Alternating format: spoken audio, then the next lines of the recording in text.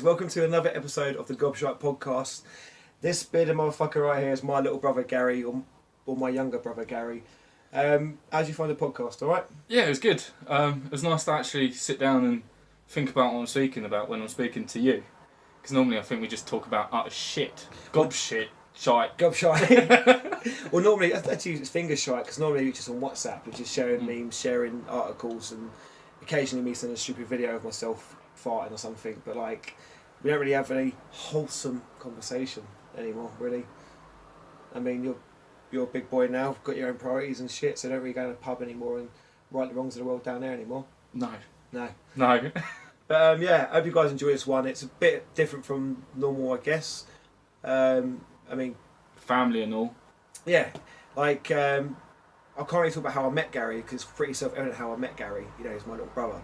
But we told some really cool anecdotes along the way and talked about Garry living in China for a bit and what it's like growing up in the same household and shit and being a family. So I hope you guys enjoy. Take care.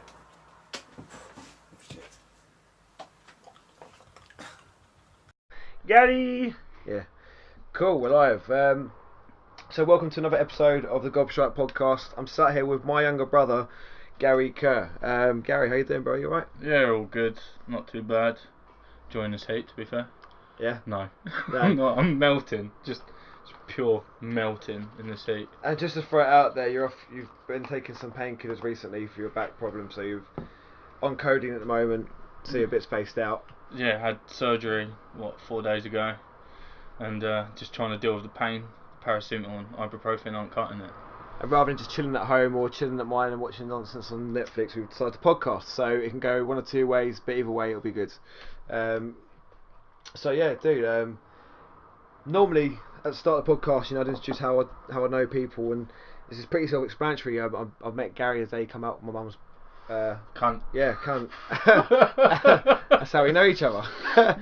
I mean, I suppose I'll start by saying this. I was growing up. It was just me and my two older brothers, John and Tony, and Garry didn't come along until I was 6 years old. Yeah. 6, yeah. So like for the first 6 years of my life, I had to sort of compete with my two older brothers who were competing for each other for the top spot, and I didn't really have much responsibility. I was quite a sort of energetic child, but sort of quite introverted in a sense. I hid behind my older brother's shadows and sort of just followed them to around.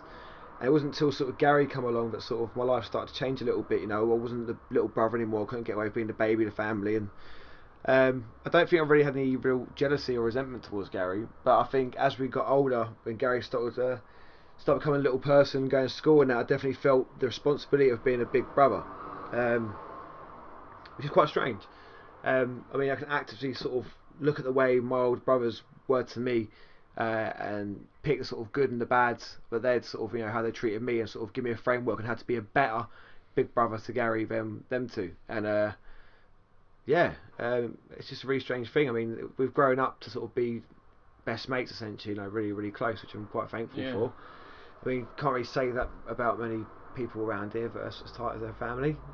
But yeah, I've got to say, when growing up, I mean, it wasn't always fighting with us two, but we did have the old conflict. But since growing up, and I think high school really turned that page for us when we did become friends.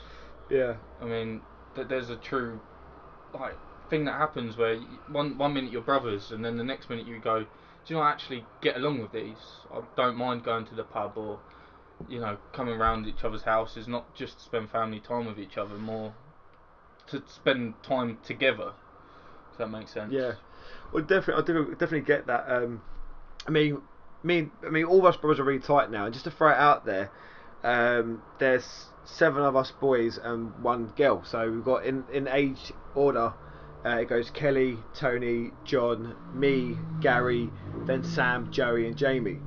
Now, it's taken me, Tony and John a longer time to sort of become genuine friends, because I think when I was in John's shadow a lot of my life growing up, that sort of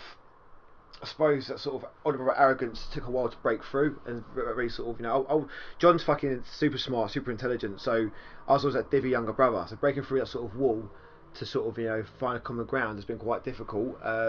Not the last 10 years, as I say before that.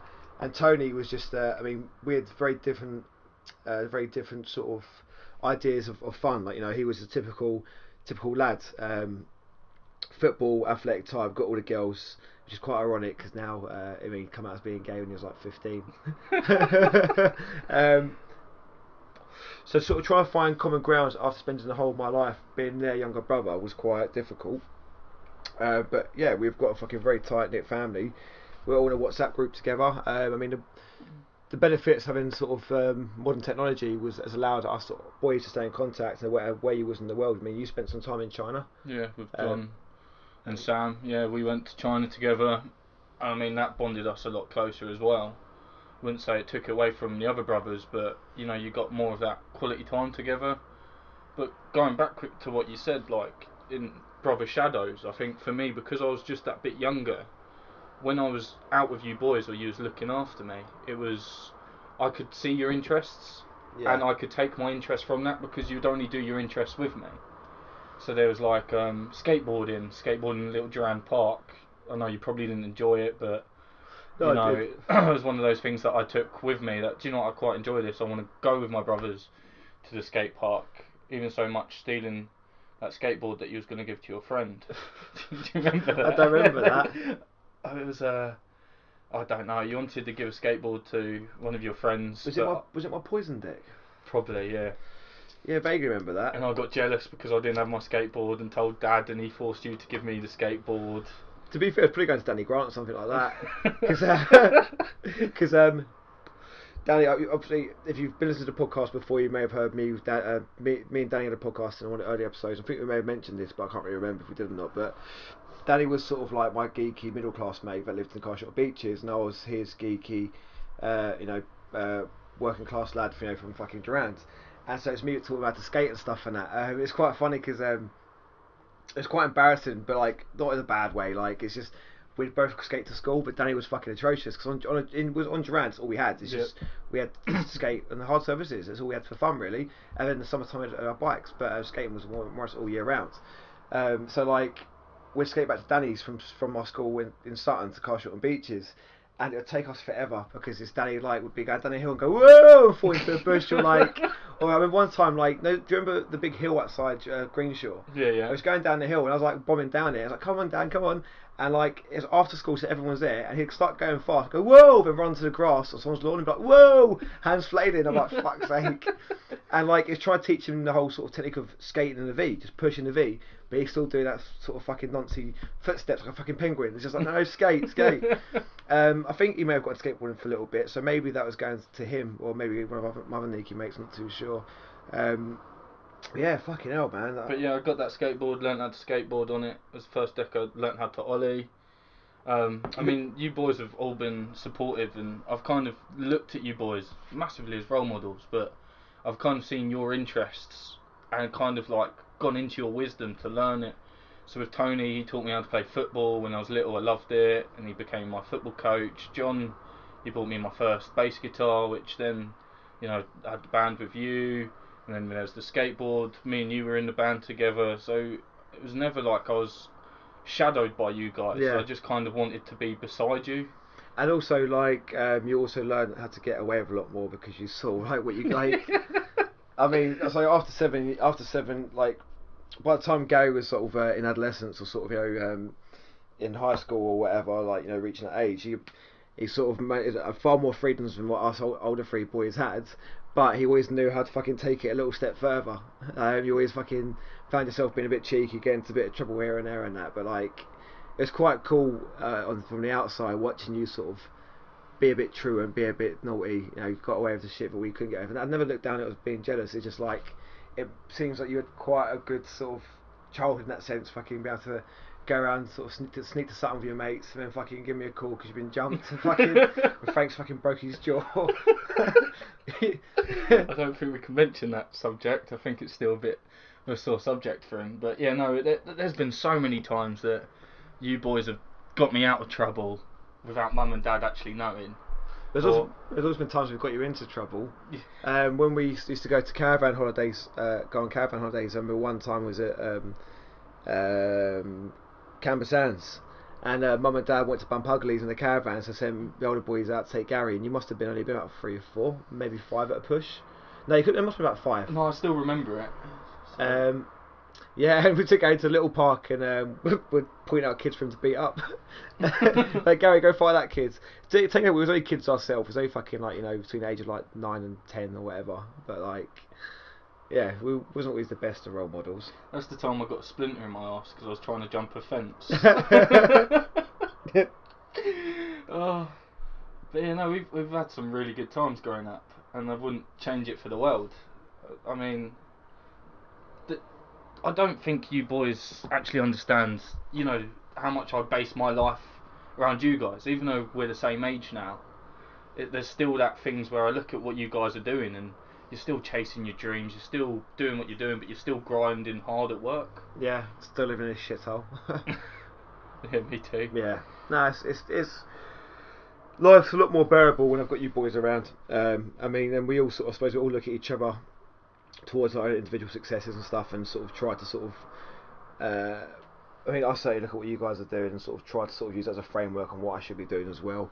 I mean, we have that sort of camaraderie as well, so you don't want to let each other down. So it keeps you sort of pushing forward and not being too dependent on one another. Yeah, we're definitely lucky being such a big, close-knit family. Yeah. Especially coming from Durand, where, we could have been in such a worse situation than we are in now. Yeah, definitely. It seems to have panned out all right. I mean, we're all still struggling in our own regards, but I mean, we could be in a lot worse situation, man. Definitely. If you look at some of the boys that sort of went down a lot darker paths for fucking heavy drug use and shit. I mean, I know I'm no fucking saint. I know I've had issues with alcoholism and fucking drug use and shit, but not at a level where it's been fucking like getting me kicked out and shit. I've sort of always managed to sort of find a equilibrium to come back to fucking not being such a dickhead. But yeah, fucking. Let's talk about fucking. We've got a few fucking talking points we can go down. Talk about Last Legion. Talk about you being in China, and move on to some sort of like funniest shit. So yeah, so let's start about with Last Legion because I joined Gary's band. Gary was in the band with his schoolmates Ali, Jake, and Chris. Glasses. Huh? Glasses. Yeah, glasses. I was in a band called Paralysis for like the longest time, and we were awful, but it was sort of hit the sort of scene when MySpace first came about and Rockstock was still going large. It was, we've got quite a good following for ourselves. See, it was Paralysis that made us start the Last Legion. Sick. So we used to go to, what was it in Wallington? That was Stage Fright. Stage Fright, Wallington. Yeah. And me, Ali, and Jake used to go there. It was like the only metal scene for our age. And then we'd see you guys on stage with the other shitty rock bands kind of thing. It wasn't metal necessarily, it was just that rock band that played Blink-182 all the time. So we used to go and watch you guys. I used to tell them, oh, my brother's playing, so we'd go and watch and actually start mosh pits at the age of 15. It's fun, man. And then we was like, why don't we get on stage? Why don't we actually do something? So it started in like year 10, 11, and during our lunch breaks we'd go in and play End of Heartache for like the whole half an hour. And then we rented out what's it called, Scream, and then again it was just End of Heartache for all of it, and then we finally got Rory Brown on board and done some singing, but it didn't happen. Well, it was Tom as well. Tom, Garry as well, singing. It was from another school. Because you guys originally recorded the song Heroes Troll with Tom and Rory. And that was at Cole Johnston's house. Yeah, CJ's house, yeah. And I took you guys down there and told Ali there was a panda bear in the garden. Or a polar bear. No, a giant panda. A giant panda in the garden. I had some really good times with that. I mean... Well, eventually I was looking for a band for ages. I moved to Twickenham. I think if you listen to the podcast with Barry, that's when I sort of I joined Barry's old band to replace him in Blood Loss, but it didn't work out. So I was still looking for something to do. You guys were still looking for a vocalist, and so I just went, well, why don't I just step in for a little while with you guys and see what happens? Yeah. And we ended up becoming a really fucking good band, and fucking spent the better part of a few years fucking really making a name for ourselves. And really pushing the local scene of that music. I mean, I saw a massive explosion go from, what was it, Stage Fright? Yeah. To then, like, most of Kingston we was playing around, and people knew us in the scene. Yeah. And we'd go up London, and there'd be another person that we used to play with. We played Barfly with some pretty big bands. It was really cool. Really enjoyed ourselves. I fucking that was who was that with the Barfly gig? Is that Heart of a Coward? No, it wasn't Heart of a Coward. Fuck. Suicide Silence? No, it wasn't Suicide No. Silence. Silent Screams. Possibly. I think Silent Screams in the early days. Yeah, it was Silent Screams actually. Yeah, it was. Yeah. Shit. But yeah, like that was sort of at the Croydon golden days. You know, me and Barry sort of talk about that a little bit as well. I think most guys I have on bands will sort of be able to recognise that as a pinnacle moment of the scene. But yeah, we was playing Scream Lounge on a regular basis, Fighting Cocks, The Pill. Yeah, The Pill. That's fucking some really fucking good shows. And then you obviously went to university and had to say bye bye. Yeah. Remember when we went recording? I know we're tracking that I've gone uni, but we went recording in Milton Keynes. That's it, yeah. That was brilliant. Yeah, shit, that's when we've done Niagara. Okay, that was great. Niagara. And there was a story in Toys R Us. Did you ever hear about that? Yes, we all got stoned, but I went upstairs I went to go play GameCube, and you and Chris went out, wasn't it? Me, Chris and Ali went to Toys R Us, fucking high as a kite, massively high. And we didn't know we was on our way to Toys R Us, but we was just kept sparking up because we were celebrating that we was like recording our first proper single kind of thing, really excited. And then we stumbled across Toys R Us. Now when you're 17, 18 and you see Toys R Us, the first thing you want to do is run in. So we ran in, we was playing all the keyboards, put everything on loop, just destroying the whole shop basically. We were arrogant fucks. But Chris found this unicycle. I remember this. This unicycle, and it had like stabilisers on the side, but I was the only short enough person to fit on it. So I was cycling around the whole store and just causing havoc. I remember this one bit, Chris was chasing me going quicker. So I'm going as fast as I can, looking like a little monkey on a unicycle, and hit this toy on the floor and skidded out and hit all their Lego stands on the floor. So naturally I'm like, oh fuck! And this woman looks at me and she goes, "You think you're big, do you?" And I go, "No, I'm riding a little unicycle. I don't think I'm that big."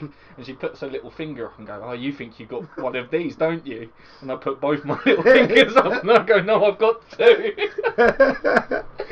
And then we got kicked out. But yeah, Milton Keynes was a good time. That's cool, man. I think out of songs we've done, that's probably one of my favourites, Niagara. I really enjoy playing it live as well. The chanting at the end. Yeah, and a fucking breakdown in the middle. Yeah. Climb, dun. Yeah, man, that was a really cool song. I think every now and then I do play that. I'm really proud of the EP we've done after you left.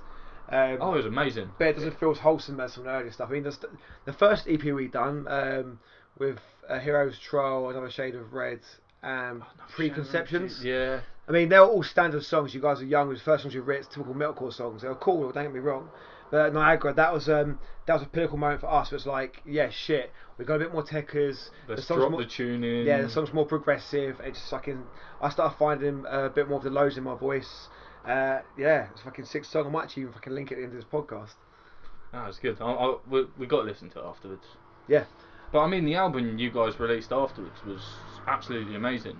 Yeah. I mean, you actually replaced me with a good musician, for one who could play bass in time, and I still enjoy listening to that now. Yeah. I put it on the other day because after the podcast with Barry, where I spoke about Guardians and I'll be with Grandad and not on it. I thought, fuck it, I downloaded it and whacked it on my fucking listen to it for about an hour. I must have repeated it about 3 or 4 times, maybe a bit more. It's a cool album, man. It's a shame that we didn't get to do much more of it, because obviously if it went to fucking shit so fast after we released it. But like, I think it just needed some PR in, to be fair. We had good PR. We had good PR. It's just me and Ali will sit down and talk about it at some point. I mean, there's no animosity between us anymore. But like, obviously, I was very against Ali for a little while. I fucking sort of, I felt like it orchestrated me being kicked out. But in hindsight, it's probably down. It was Chris and Ali wanted to sort of replace me because I was drinking a bit too much, partying a bit too much. You know, and my voice was blowing out. But I think my drinking was to sort of give me confidence to get on stage. Now, if I like to blow my voice out. I mean, I was still young and stupid. I wasn't really honing in my fucking voice. So I was using my alcoholism to sort of like help buffer my insecurity and try to sort of come across as being an older lad. Like, come on, boys, we'll get it down together. But yeah, so it was as Ali and Chris wanted me gone, Jake was still on side keeping me, and then it was the final decision was the new guy Alex, that sort of like, after kissing my ass for a few weeks, turned around and was like, yeah, you know, you're not professional. And I was like, alright, fine, fuck you. But he didn't even go to their recording in America, did he? No. He dropped out. But yeah. The thing is, Ali showed me some of the new stuff after I left. I actually quite enjoyed it, but it's never seen the light of day, which is frustrating. Again, there's no animosity, no resentment on my part, but like, I can completely like, I've been struggling to sort of get out there with a band since then. I mean, I've had a few projects now, and Decrypted right now is doing very well, but we've still got a lot of hurdles to get over with commitments and stuff and that, you know. Fucking the plane, fucked us over. But we're an older group of lads now, so some of us have got kids and things and that, and obviously they've got a priority being a parent, which is obvious. But also, a lot when they've come over here to work, they're in high-end jobs, so they got to prioritise work a bit more and stuff. So we can't give as much as we'd like to. So I mean, it's just like right now, it's where I'm still a working class lad. I still ain't really got a pot to piss in. So playing music regularly is what keeps me grounded, and being able to sort of, you know, be successful in a band, you know, it's fucking been a dream of mine for years. And now I'm turning 31, and sort of Decrypted it's doing well, but I don't think that person will do as well as it could do due to the commitments of other band members, which is fine. But it's just like, it's been a bit of a rude awakening for me recently, sort of, you know, really sort of looking at what I'm doing in my life and being like, shit, like, I want to keep doing metal, but at some point I have to fucking hang my hat up and fucking, I might learn guitar, do some clean stuff and that, but it's just, being in the Last Legion, having like me getting signed by a few labels and shit in that, I think that EP we didn't get, the lowest score we got out of 10 was about a 7, and out of 5 the lowest was about a 3.5. Like, I mean, it was well received globally. All the interaction we had, it was great. And seeing for, like, you know, I could see our career, yeah, shit, we're really going to take off now. We're getting off tours and stuff. And for that dream to end, and I said to Ali at the time, I was like, I'm not being arrogant here, but the second you kick me out, you guys are going down the pan. You do realise it's me that's built this network up. When you guys leave early, I want to stay around. It's me that's built the network of everyone in Croydon and that, and everyone in London.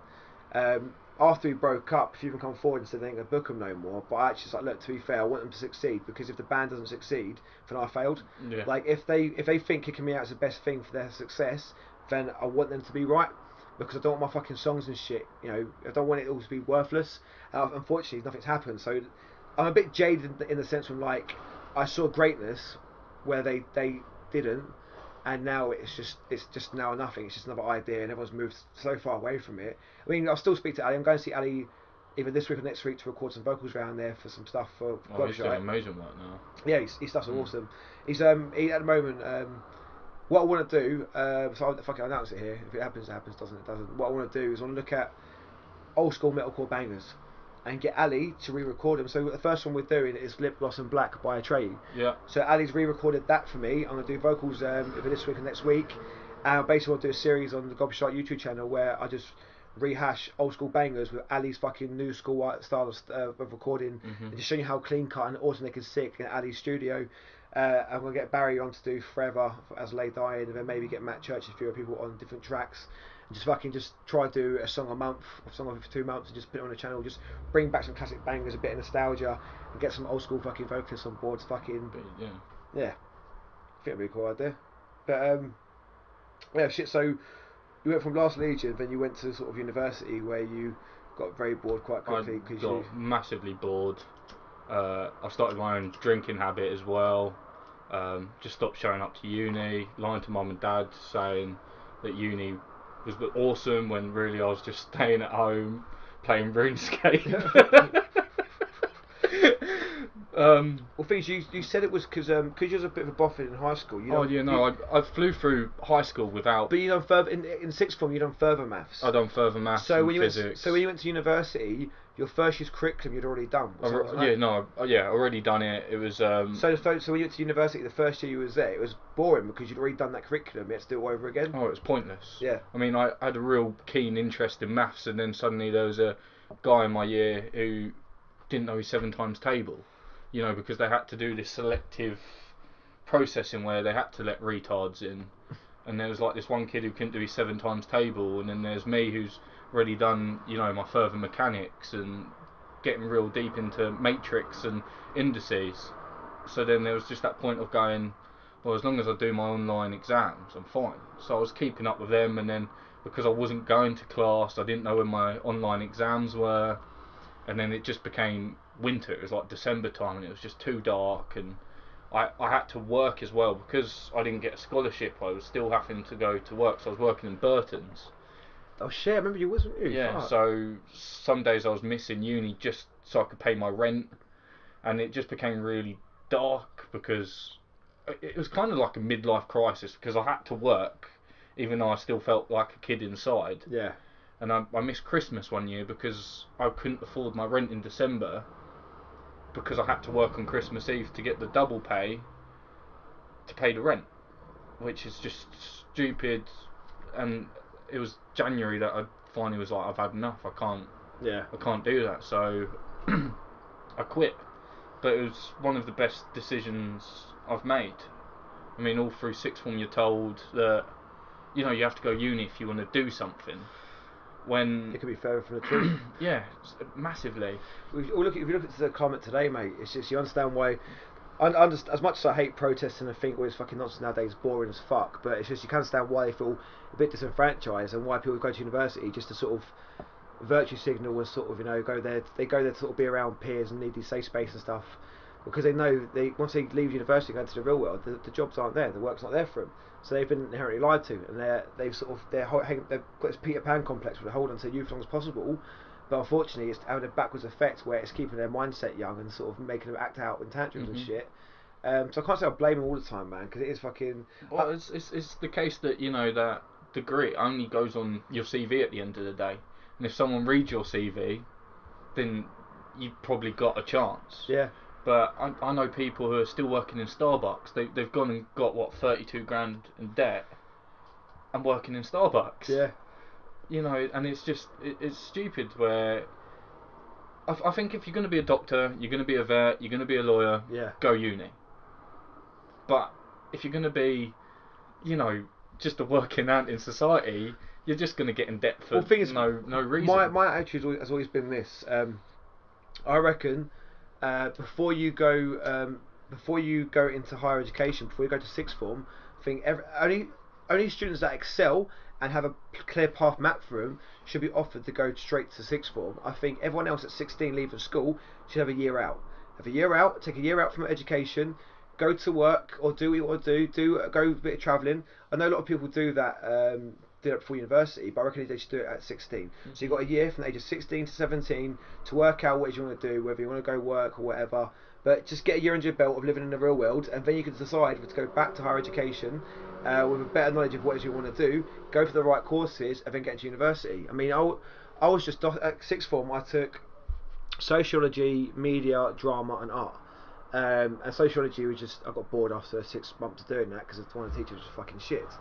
But it's just I always wanted to go to university to do art and that, but not because I wanted to become anything in the industry. It's just because I wanted to fucking play on computers and fucking draw and shit and not deal with being an adult. That's why me going from halfway through upper sixth form into working in male maintenance and a gardener was life changing for me, because now I was this sort of little progressive emo kid who didn't want to sort of accept responsibility in the real world and just virtue signal myself, to now working with a bunch of fucking lads in vans with real responsibility, getting paid peanuts, but fucking actually being out there in the world, having responsibility to drive around. And I mean, over 10 years later, I'm still in this industry. Yeah, I'm changing it now, but it's made me a proper fucking lad. It's given me a better perspective on the world. And if I went to university and done art, I mean, fuck me, I would be a completely different person now. I'd be in a lot more debt. Actually, I mean, probably wouldn't be probably just as much debt. But like Rosie went for university. She was going to do languages and stuff and that, but she really honed on art. Went to art university. And it didn't last too long because it's so pretentious. And look at her now; she's a fucking phenomenal tattoo artist. She went and put herself on the line, got her apprenticeship, worked her arse off for that, and look at her now. And if she stuck out at university, she'll become just another pretentious fucking artist that doesn't make anything of themselves. Yeah, I think to actually earn a living, you don't need that degree. No. I mean, the position I'm in now came from hard work and putting my arse on the line. Yeah. I only got there because I wanted better for myself, and it wasn't a piece of paper saying this is what you can achieve. It's me going into the workplace, me needing to earn that living, proving, do you know what, this guy needs more money to get to where I am. The thing is, when you put yourself on the line like that and you really give it all in his jobs, you really open up like your the part of your brain that handles common sense and logical thinking and problem solving, that really opens up. I mean, I don't think, and it's quite arrogant for me to say, I don't think there's a job I couldn't do. I don't think if you put me into any line of work, I know I'd be good at it. I know I'd smash it out. I mean, I may not enjoy it. I mean, but I don't mean, I mean like manually demanding tasks. I don't mean working in a warehouse and shit, or working in a what's the fucking working in a fuck. I've got a brain fart. Don't really manufacture shit. What's it called, like line work, where you fucking. My brain's completely fucking farted now, man. Oh, whatever. But yeah, I think if I'm like now, I do a bit of carpentry. I've done a bit of labouring. I've done a bit of brickwork. I could do a bit of everything. Yeah, I'm a jack of all trades, master of none. Well, gardening, I'm master of that. But like, I mean, if you get into that mindset of actually working hard, putting your all in, and not fucking bitching and complaining, you can really make something of yourself, man. Like, I don't think I'm ever going to be out of work. This is why it's quite exciting for me, changing my career to become a tattoo artist. So next year, I can't fucking wait. It's gonna be a struggle because I'm not gonna be on as much money for the first year or two as I'm getting the portfolio together. But like, it's quite exciting having that next chapter where I'm doing something I actually want to do, rather than fucking just being good at things I don't want to be doing. Well, that's how China opened my eyes. You know, if I learnt one thing from China is I can get put in the arse fuck of nowhere where I can't speak to anyone and still achieve. And I brought that back to England with me. You know, it's like if I can survive in another country with different cultures, can't speak, can't even Google stuff because it's got a massive firewall up, then why can't I do that back at home? So when I got back, I started back in the pub industry, and I messaged an old colleague of mine who was running a pub, and I just said to him, like, look, I know I've only got this much experience. Can you take me on? Let me prove to you what I can do. And because he put his arse on the line for me, I'm now running my own restaurant. Yeah. You know, I've kind of brought that away from China, and I think more people kind of need to just see outside that box. Yeah. To move on. So like with yourself, if you want to leave the industry, there's nothing stopping you. Just that brain fart, that freeze in the moment where you go, this is something new. But you know, you could go to China and you'd still live, you'd still breathe, you'd still feed yourself. So what's stopping you doing that at home? I think it's just being comfortable or being complacent, you know.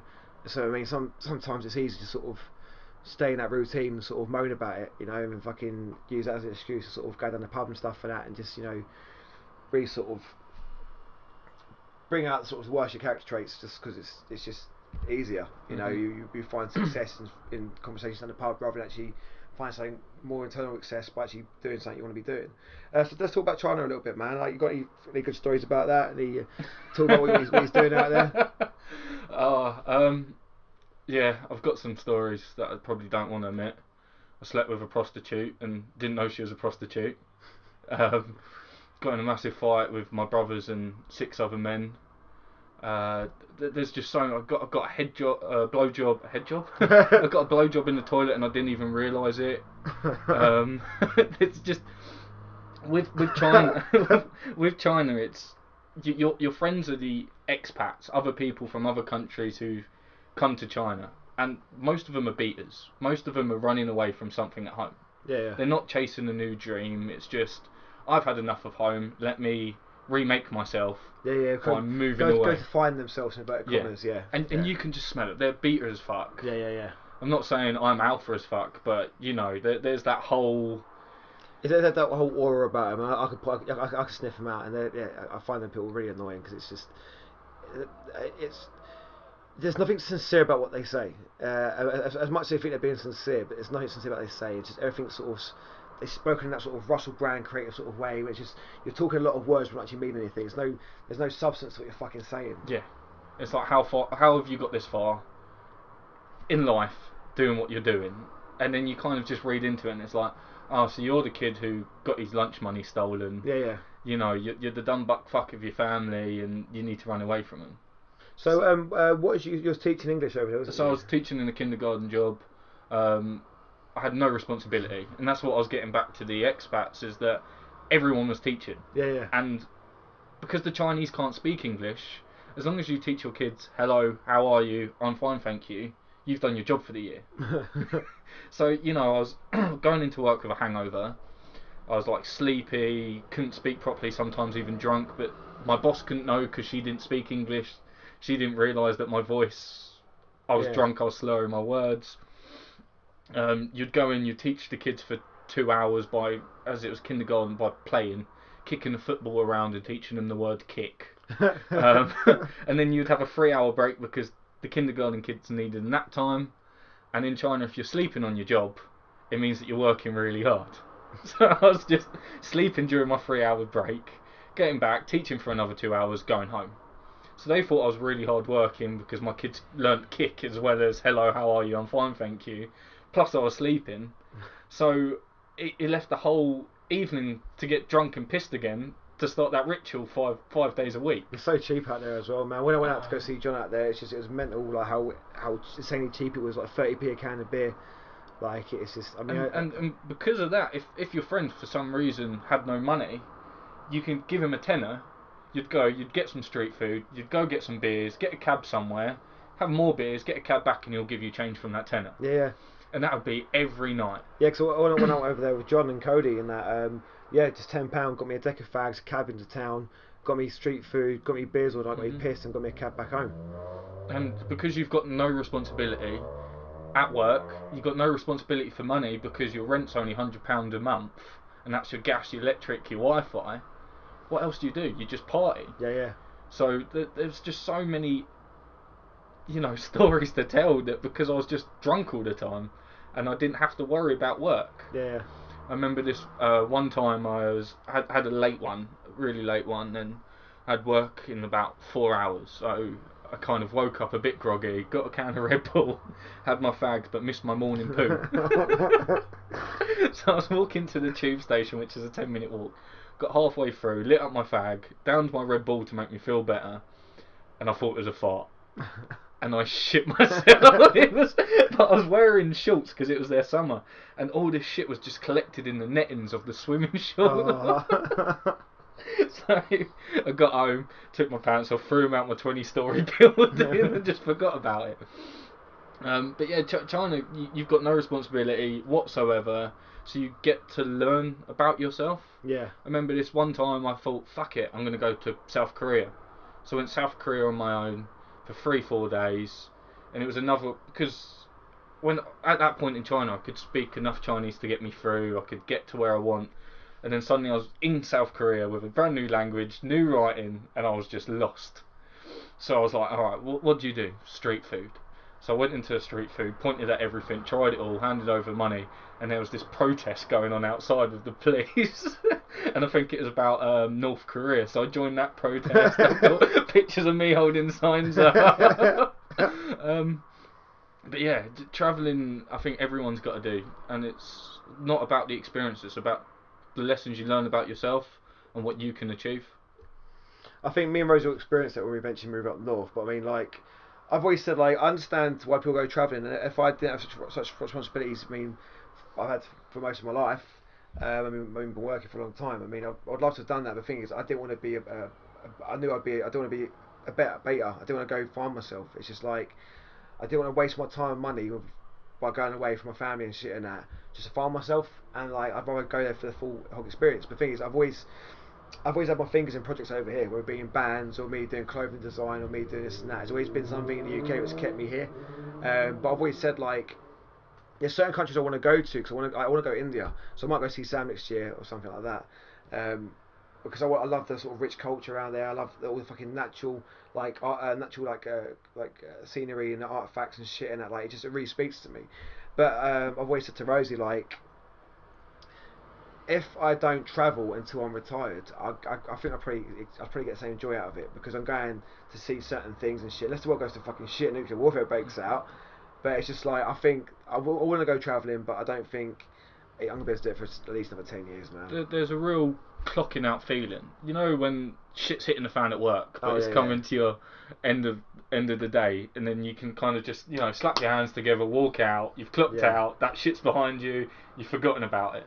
And as soon as you jump on that plane to go travelling, or, if you're going up north, you kind of just clock out of all the shit that's happened, and it just... You do start again. Yeah. But the only problem is that I found that when I came back from China, I was clocking back in the next day for all the shit to happen again. Yeah. So you got to take it with a pinch of salt. It doesn't solve all the problems, but No, because those problems are internal. That's like. I mean, I'm grateful to have this roof from here, but I mean, I hate it here. I've been there over 7 years. It's got a lot of history here. It's just I can't stand being here. I'm just enough for it. Thankfully, I'm finally getting central heating installed in September and shit. And I mean, got a beautiful girl on my arm, so we've got a way of making this to a bit more of a nicer home. So once central heating's involved, we get carpet down and shit and that. But like, it's just.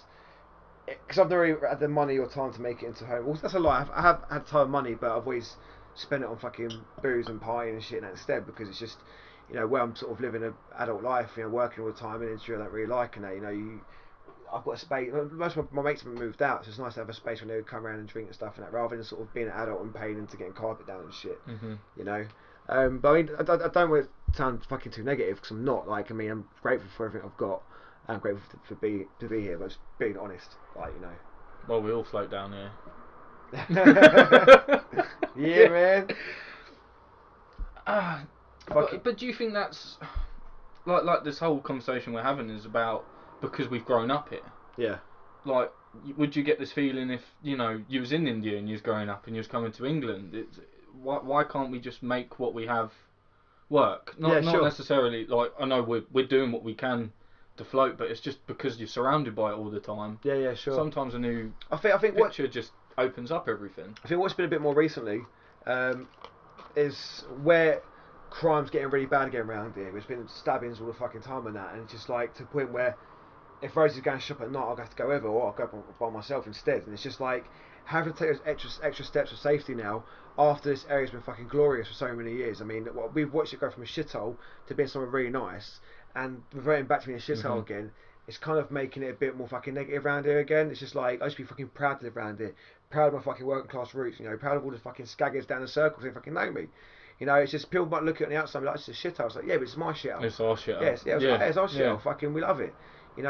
Everyone's got their own fucking problems, struggles and that, but they're all fucking human at the end of the day. But now you've got the fucking next lot of utes coming through, the shop at the circle, fucking. I speak to women there all the time. I had a fucking shop when they kicked in yesterday by some fucking little utes. It's just, I think everyone's getting frustrated around here again. It's who was I talking to yesterday? Who is it? Lex, who's on the podcast yesterday.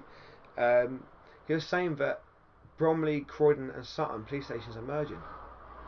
Where? Yeah, I think they have a base in Croydon, something like that. I think they're merging. Well, that's fucking stupid. Yeah. Again, it's called gobshite because I've not looked at the facts. It's just I'm chatting shit. But yeah, apparently the Bromley, Croydon, and Sutton looking to merge into a big headquarters, which makes no fucking sense if there's no outpost in Sutton anymore. Well, I've always found Sutton. I've never found it rough. I've never found, Croydon rough. It's just I feel the people in it want to be like they're from Brixton. Yeah, or they want to be like they're from somewhere else. So as long as you know them on a personal level. Well, I'll go one more than that. If you carry yourself like a fucking victim, they'll make you a victim. No one buys into fucking oppression Olympics, mate. If you look like you can't handle yourself, if you're walking with your head down, your shoulders down, fucking looking like easy pickings, they're gonna go for you. I'm sorry, these are predatory character types. What they fucking do. I had it growing up. I stopped going Croydon when I was younger. 3 times I went there, people tried mugging me. I've never been mugged, but people tried it. And because I was so used to being a younger brother and that, the problem with me, like, it sounds really fucking weird. I think maybe where I was a bit self-loathing, I didn't respect myself enough to carry myself like a man. But if I was with you, or with any of my youths from Durand and that, or mates from school that I knew that were like me, I always took the alpha position. So if I'm out with Greg and that growing up, ask how many times I've fucking beaten people up for him, or fucking got involved with fucking. Because if anyone attacks people that I love, I instantly get that fucking rage where I fucking go, I'm just fucking getting naughty and fucking get into scraps. Yeah. I've beaten so many people up in that fucking zone, but for myself, because I don't mind, I can take or leave a fight. I can just be like, I can just fucking either talk my way out of it or just move on. Nowadays, last few years, I'm a bit of an aggy fuck again. I carry myself, shoulders fucking back, chest out, fucking. I can't be walking around here like a fucking victim, especially with fucking Rosie and that, Well, I found that Gary's life advice right now. Yeah. If you're going into a rough area, take a sandwich with you. No one looks more comfortable eating a sandwich in a rough area. Do you know what I mean? If you're eating a sandwich, people are going to go, well, because you're not going to eat a sandwich if you're shit scared. Yeah. Take a sandwich with you. That's a good bit of advice, actually. That's actually that's pretty logical. Yeah. And now, obviously, now if you start carrying a sandwich everywhere, I know you're scared. Oi, I want your sandwich. But I've got out of so many situations. I've got in situations as well because of it. But just carry yourself. Yeah, carry some confidence. Yeah, act like you belong. That's like with the band.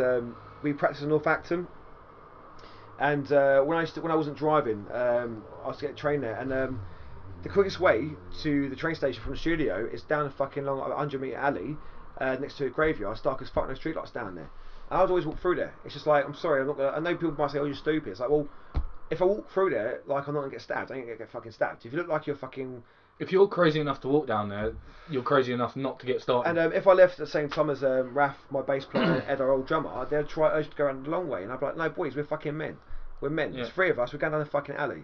And they'd take me talking and be like, "Boys, grow up. Just fucking go down the fucking alley." Like. And if there are people. Say you're right to them, well, you know. You're going to start on someone if they walk down into your alleyway going, "You're right," eating their sandwich. I suppose my version of social justice, my version of being progressive is this. My attitude always was, if I'm man enough to go down that fucking alley and get into a fucking scrap with someone who wants to fucking mug me, I'll be the one that fucking I'll be the one that gives them a fucking hiding so they go home. Yeah. If I've got the confidence to go down there and handle myself when someone else hasn't and they get fucking mugged, that's on me. I mean, I know it's on them for not carrying themselves properly, but if I've got a chance to go down an alley and potentially get into altercation because there's someone down there, I'm quite confident I'll kick the shit out of them. So I'm actually inadvertently stopping someone else getting mugged. I mean, I always have that all the time. We went to Wimbledon once, fucking with Theo, that fucking Mel, bless his heart. We had lads not out. Some guy fucking thought Theo wasn't with us lads, and his 3 guys try fucking picking a fight of him. And so Greg turned around, what the fuck? So me, Greg and Lewis got into fucking scrap with these fucking lads. And then they fucked off. Then it all dissipated. Me and Greg walked on, and his lads come up again and fucking tried picking a fight for round 2. So me and Greg fucking laid them out, and they fucking had them running. And Theo's going, "Guys, that was my fight to pick, and I wanted to leave it." And I was like, "Theo, they thought you was on your fucking own. If he wasn't there, they'd have fucking kicked the shit out of you." And now, if we left them, like, they're all hyped up now. They've got a bit of a scrap, got a taste.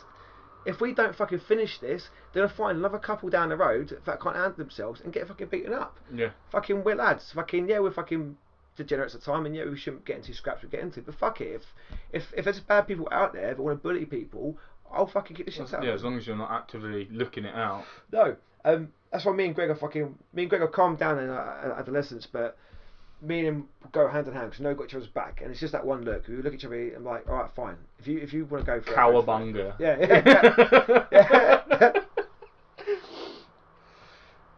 Oh man, it's like fucking yeah. So many fucking scrap stories. I want to get into them, man. It's a bit boring after the time. And if I know John's listening to this. John's will be like, "Why are you talking about fighting?"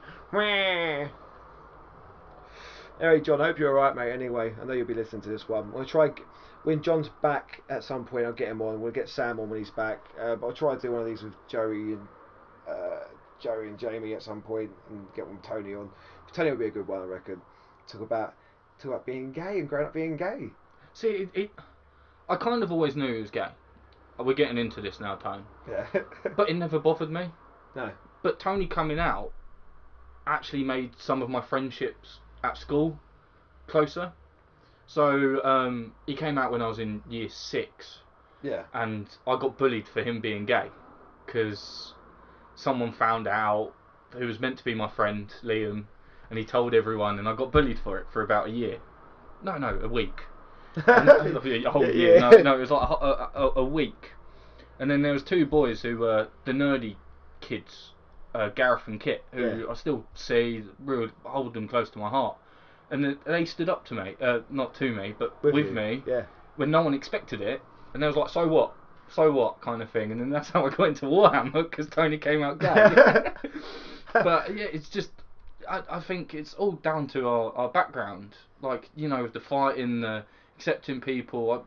I couldn't change that with our family. That one of us had to be gay. And luckily for us, it was Tony. Do you know what I mean? Despite my dad's disappointment thinking it was me the whole time.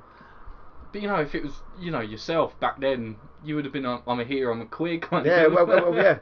I think going to your art college. I mean, the thing is, I was so confident in my sexuality. If I've kissed guys in the past, that's like, I understand why they thought it was a gay one, because whole part of the emo phase was making out with guys just so girls would come back and offer you a bit of tail.